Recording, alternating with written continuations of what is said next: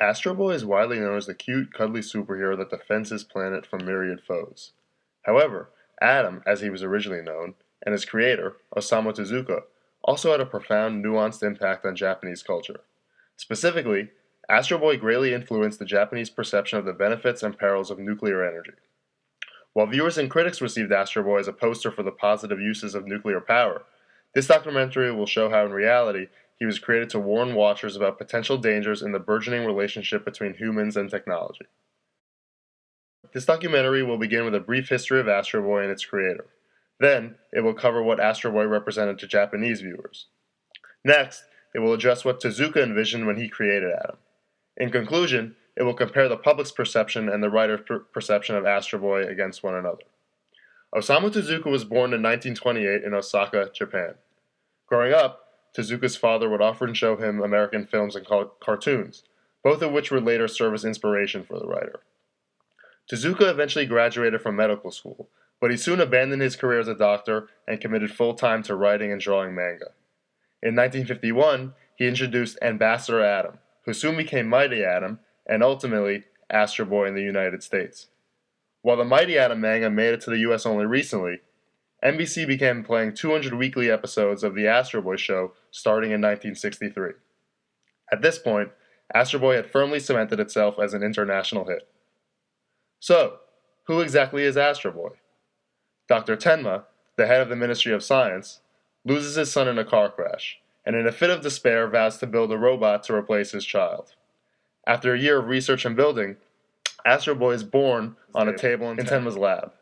He resembles the scientist's son, but, unlike the human child, he can fly, he has machine guns, and he has super strength, among other characteristics.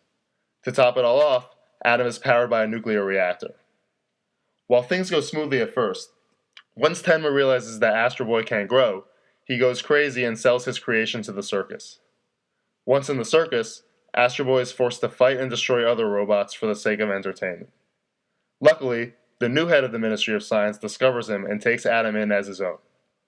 Now free, Astro Boy is able to fight crime and save the world, one issue, or episode, at a time. To the Japanese people, Astro Boy represented a movement away from the nuclear tragedy in World War II and toward a bright technological future. Or, at least, that's what they wanted him to represent. The country was so confident in new sources of energy that within 10 years of Hiroshima and Nagasaki, it bought a nuclear reactor and signed a contract for 20 more.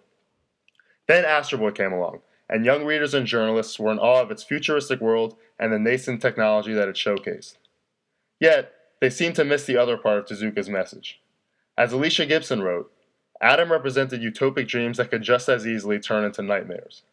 The issue is, in the context of the comic, these dreams almost never turn sour. There's usually a happy ending in which Astro Boy, and subsequently the technology that he symbolizes, emerges victorious. This idea is furthered by the medium in which much of Astro Boy was digested: television. Astro Boy hit TV sets during Japan's economic recovery, when families were able to afford personal TVs for the first time. How could someone consider the negatives of technology while watching a nuclear-powered comic book character come to life on a brand new television set? In this way, watching Astro Boy on TV only added to the great technological aspiration that the namesake character seemed to represent. However, these ideas were not necessarily the ones that Tezuka intended to communicate. In his early works, there were signs of the writer's trepidation toward technological advancement. For example, his manga Metropolis, about an artificial boy searching for his parents, ends with the following quote: "The creation of life made possible by the consummation of modern technology has only resulted in disturbing our society. Technology may get out of control and be used against mankind someday." This viewpoint manifested itself in the plots and themes of Astro Boy.